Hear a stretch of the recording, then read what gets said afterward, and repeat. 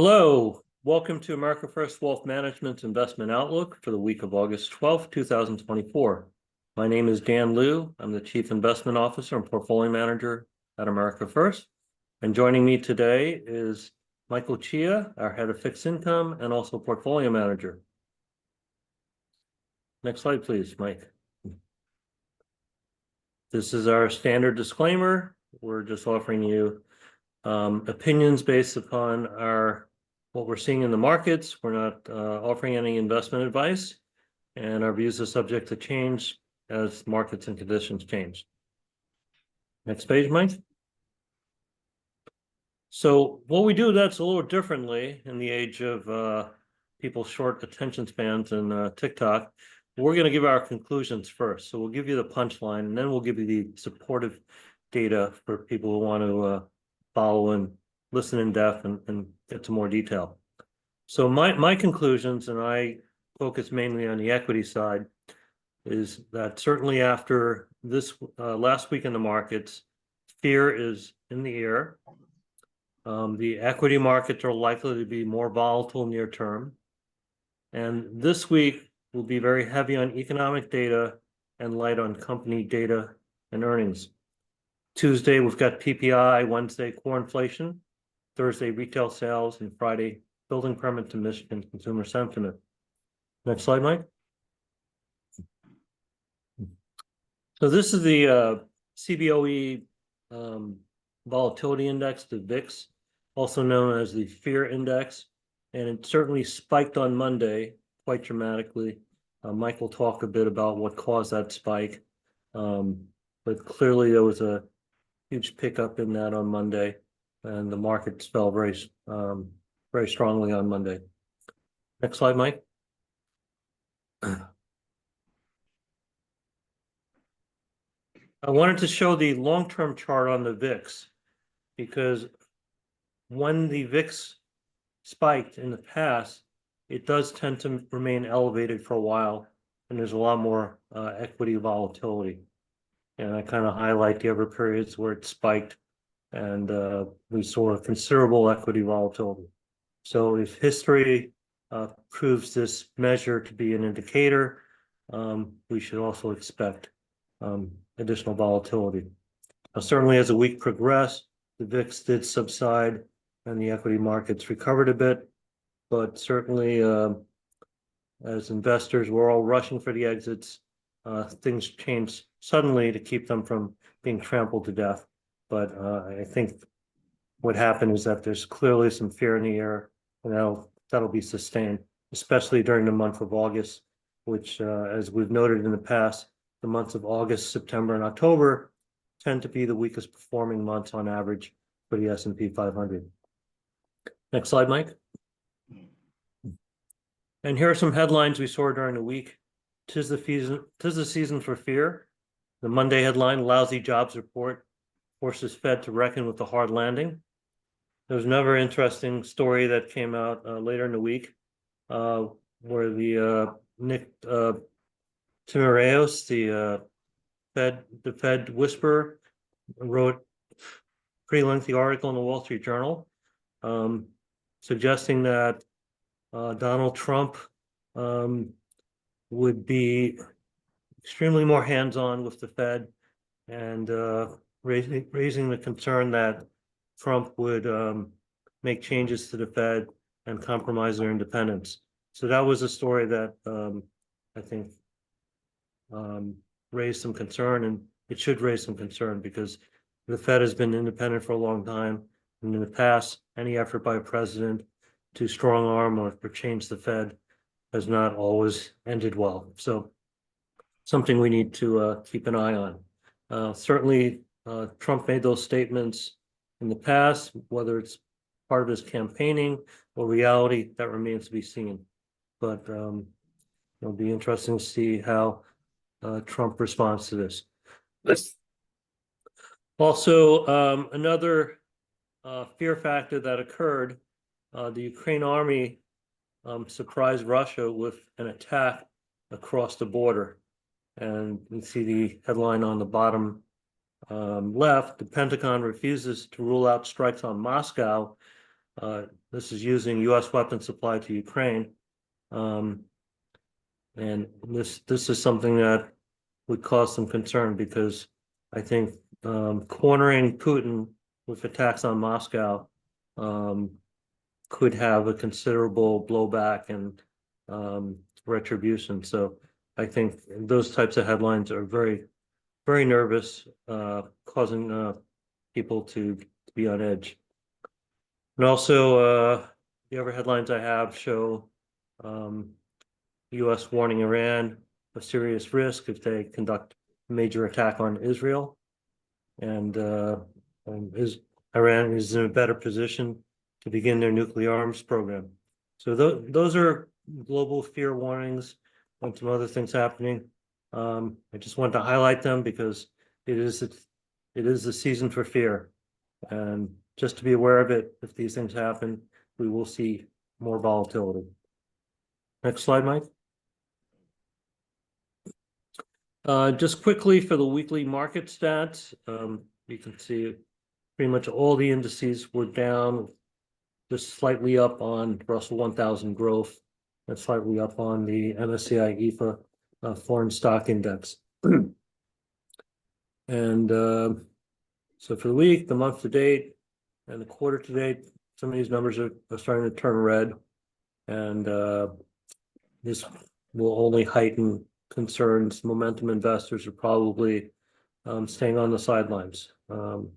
It might be a little too early to buy the bounces, and we'll see what happens, especially this week with the economic data that comes out. Next slide, Mike. This is a very interesting slide that Jim Monahan, our COO, and who's also a chartered market technician, sent to me this week.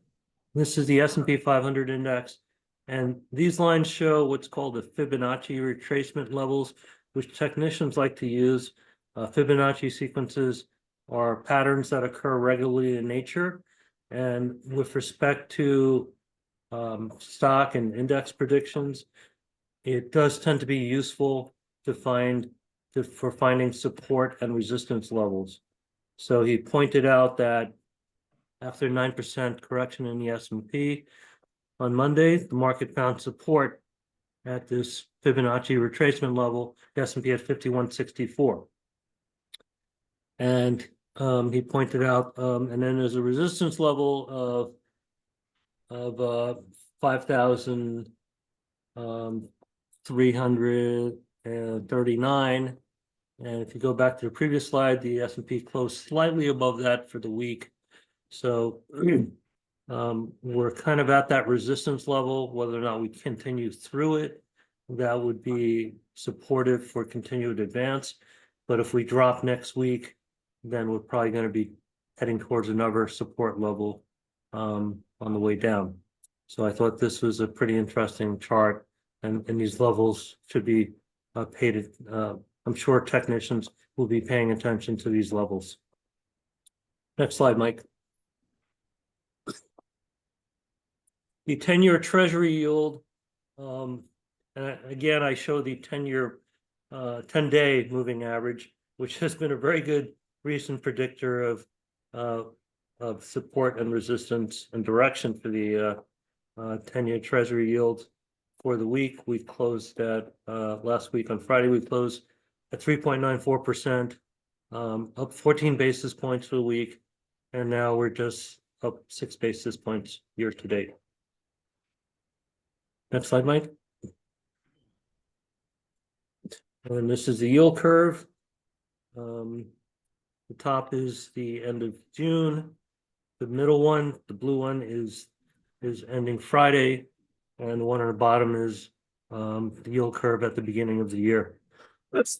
You can still see the sharp inversion on the yield curve, although we do see a drop in the yield curve recently, especially from June, but we still see a higher long-term rates from 7 years out versus the beginning of the year. So it's an interesting shape. As we know, it's usually inverted yield curve is usually predictive of recessions. But we're starting to see movement, and there's talk of pressure of the Fed cutting rates to hopefully bring this. I would imagine they would have to cut the Fed funds rate dramatically to start getting a more normal shaped yield curve. So I don't think that's going to happen overnight, but I'm sure Mike's going to talk about it in his piece. Next slide, Mike. I think we're moving to your So, section. in terms of my conclusion is that the number one, the economy is not in a hard landing. Of course, the emphasis is yet, and the Fed is careful with moral hazard. It really does not make sense for them to watch the economy doing reasonably well, and the stock market is hitting all-time high, and with a 9% drop, they panic, cut rate. So they need to be careful about moral hazard. And the big topic is, as Dan had mentioned briefly, the carry trade unwinding has contributed to a large part to the move this week. And my thinking is that the unwinding may not be over yet. So we may go through a period of risk off. And here are some charts to support what I'm saying. First, if you look at the ISM Services PMI that came out this week, we see that by and large, it is still above, it had been above 50 for the pretty much the whole of last year and this year, with 3 months dip below 50. So the manufacturing sector the manufacturing sector may be in a contraction, but the service sector is doing very well. It's doing fine. Okay? It's doing fine. So we don't have enough evidence of a hard landing.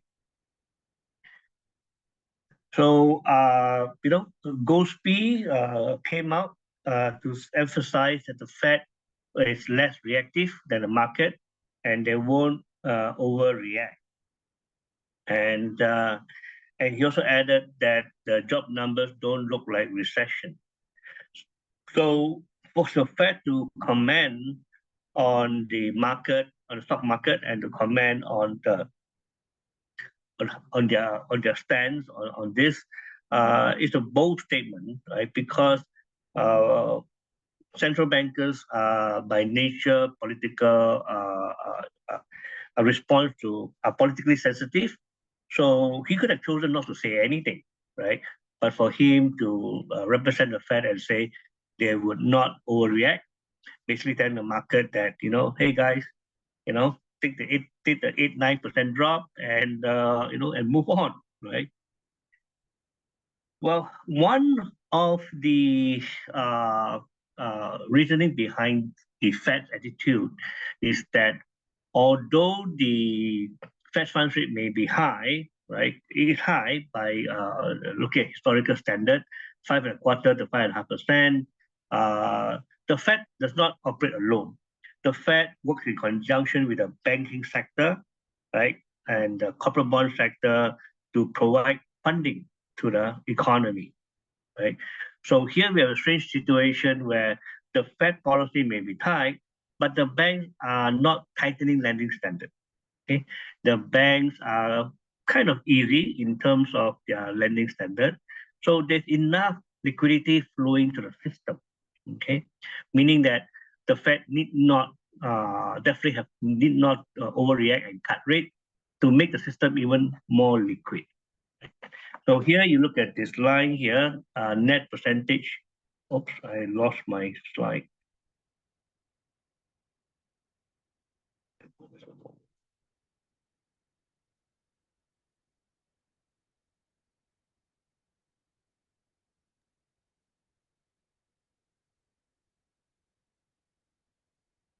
Okay, so as you can see here, the blue histogram, net percentage of lending officers tightening corporate credit standard, we have seen this spike up okay, right, in the early part of this year, and now it has come down quite significantly, right? And a very important part of this chart is if you look at the black histogram, okay, right, where the recession has started, you see all these high, big spike, okay, right, a high level. And that shows that those are the times when the banks were tightening the lending standard. That contributed to the recession. In contrast, where we are today, the banks are pretty lenient in terms of giving loans. So how can we have a recession if the banks are comfortable in giving out loans? And this chart shows the net percent of domestic respondents reporting stronger demand for consumer loans, right? So we look at a credit card, the red color, we have a blip up. And if you look at auto and other consumer, we also have a blip up, right? So we are not seeing a total collapse in consumer loans. Again, another sign that we are not yet in hard landing, right? Well, I am going to stay tuned to the August 23rd Jackson Hole meeting.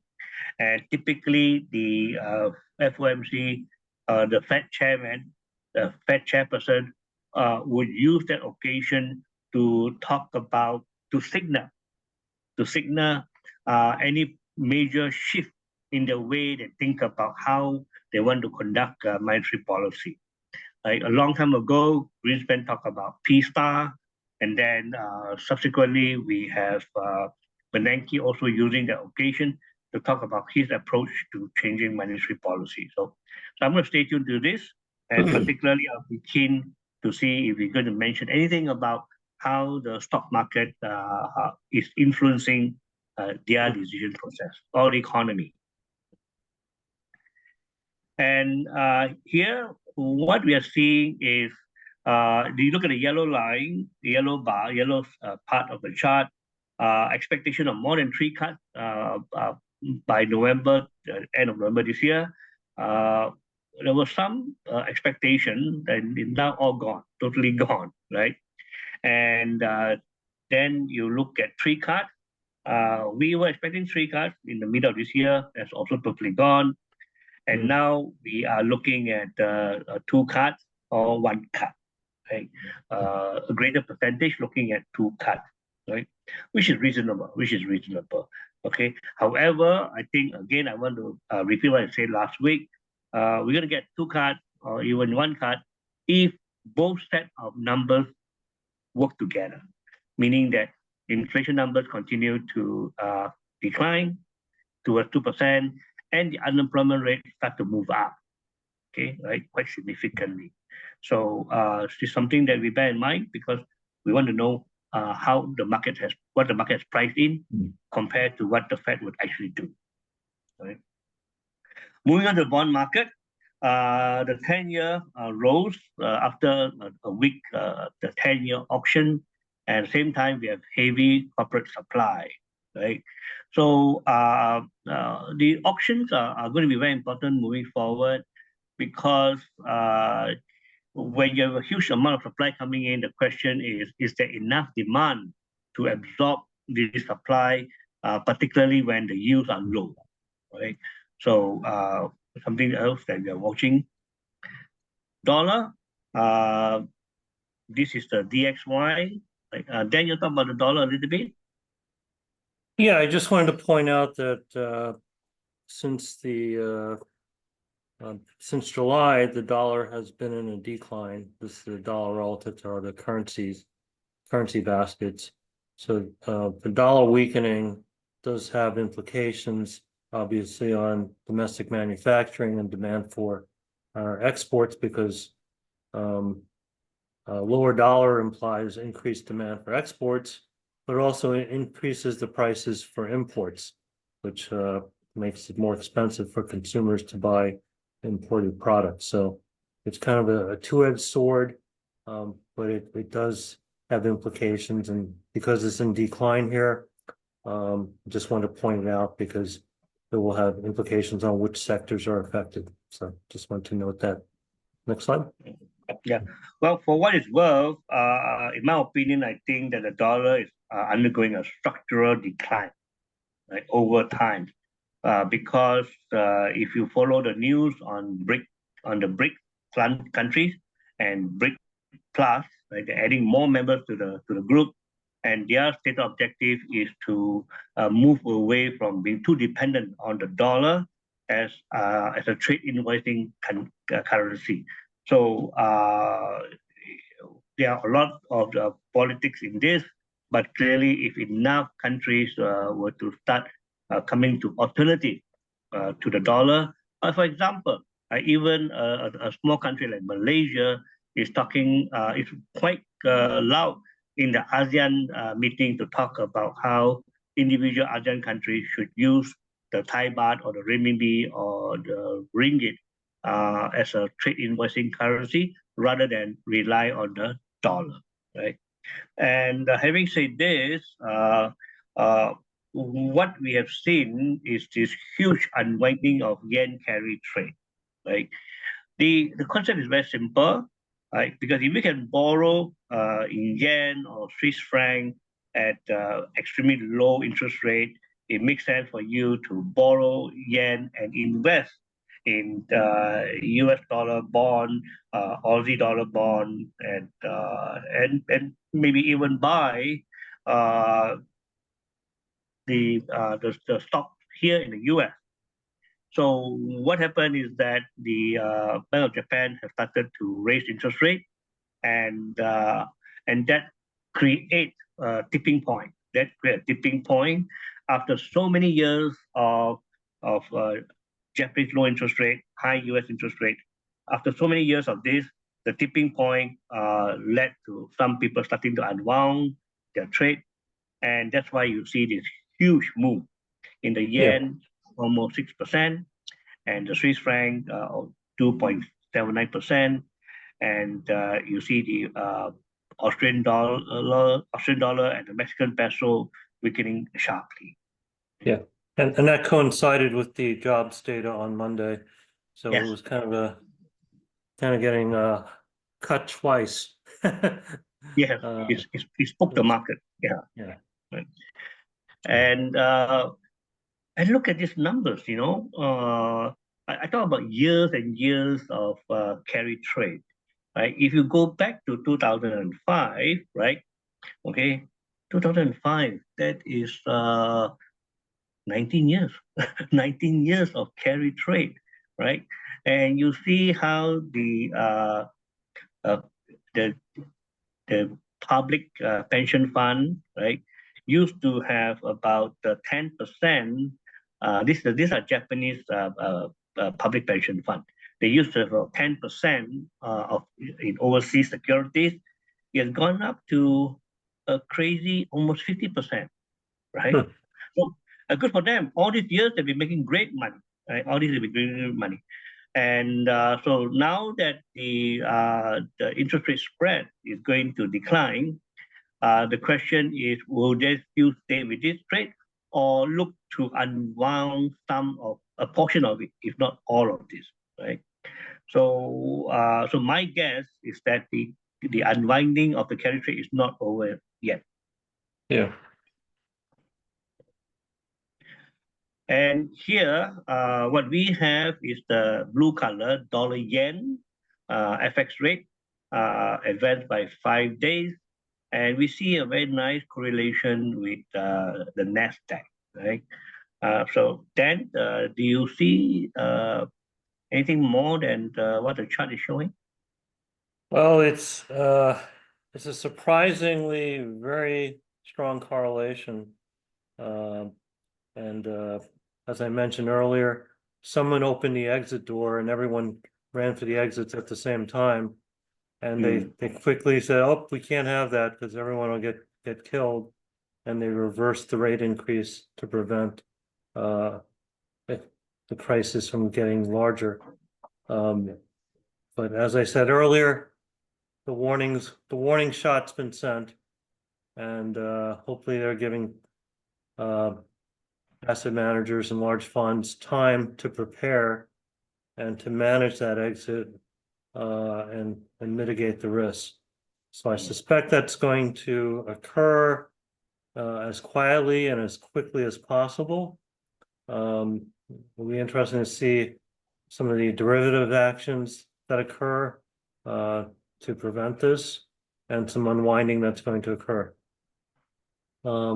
Obviously, things never move up or down in a straight line, but over the long term, the pattern should emerge. And I think it's clear, as you said, structurally, the dollar is in a decline. US debt levels are 35 trillion, the public debt. That's something that needs to be considered. Central banks have been net buyers of gold since the financial crisis of 2008. And there does seem to be a concerted effort to diversify, for central banks to diversify their exposure to US dollar and US dollar assets. So a lot of work needs to be done. The US has to get their house in order, show growth and show restraint in spending. So otherwise the capital markets will respond accordingly and allocate their assets for the appropriate level of risk and return that they deem to be prudent. Okay. Okay, turning back to stocks, there's a Magnificent Seven for the week, everything down except for Meta. And you can see the red increasing pretty much like the indices, so the warning flags are clearly out there. I do want to note that NVIDIA is reporting earnings on the 28th at the end of this month, which is still a long time to the end of the month. So a lot can happen there, but NVIDIA, as we saw happen, I think it was towards the end of the year last year, it turned the whole market around with good results. So I don't know if NVIDIA will have that ability again, but it is the name to watch later this month. Next slide, Mike. The sector performance, as you can see for the week, industrials, energy, financials, communication services, and tech were actually up for the week, despite the Magnificent Seven being down mostly, but the tech index also remains slightly green for the week. And again, the pattern of the weekly and the month to date and the quarter to date, starting to see more red there. So it's like I said, increasing fear. Momentum trade is probably unwinding. We're seeing a lot of shifts in terms of sector leadership from week to week.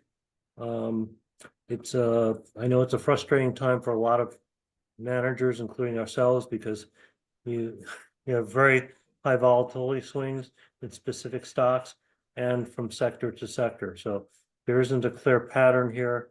And I would suspect, given the heightened volatility, there'll probably be more investors moving to sidelines, going into cash, or reducing risk and going into shorter duration bonds. Next slide, Mike. Factor performance, not much to say here, so we're gonna flip this. Next slide, Mike. Commodities. The energy commodities were, with the exception of ethanol, were up for the week, and part of that could be increased demand, especially in natural gas, as natural gas prices have been pretty weak. As you can see, they're down 17.5%, quarter to date down 7.2%. So there's probably some demand on switching to natural gas for base load electricity generation. And that's I think I'd mentioned that before, so that's not a surprise. We're seeing a rebound in natural gas. Crude oil rose for the week as well. Gasoline was also up slightly. Switching to the bottom on the metals, aluminum was the only metal that was up. We had the unwinding of risk, including silver and gold were down. Copper was also down for the week. So some interesting and volatile action in the commodities as well. Next slide, Mike. And agricultural commodities, cocoa is big high, a big jump for the week, up over 20%. People buying candy for Halloween this year are going to be in for an unpleasant surprise at the high cost of chocolate candies. So that's something that will cause some sticker shock for the consumer. And other than that, nothing else dramatic. Lumber prices continue to rise, up quarter to date, double digits, and up 4.2% for the week. So that hopefully is a sign that there's some increased construction activity. I think I mentioned that the building starts that are coming on Friday will be an important number to look at, because we've seen the 30-year mortgage rates have now dropped to a